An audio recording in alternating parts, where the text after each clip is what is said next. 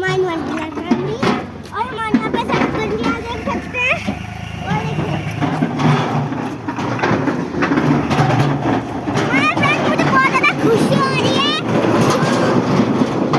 क्योंकि फ्रेंड फिर हमारा घर भी बन जाएगा ऊपर।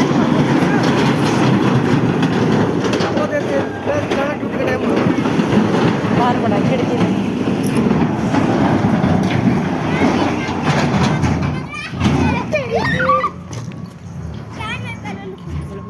और फ्रेंड मैं अभी आपको पेड़ में चढ़ूंगी, देखो अभी आप देखना फ्रेंड्स। पूरी परेड लगा दी। जल्दी तू चल फ्रेंड, हमारी सड़क पक्की हो गई, आप देख सकते हैं। और मैं अभी ट्री में चढ़ूंगी, आ जाओ। मैं ट्री में अभी क्लाइंब करना आता है मुझे।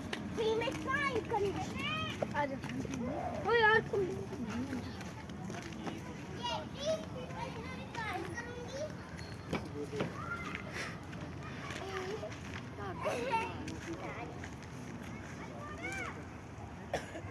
इसको कर ली कैसी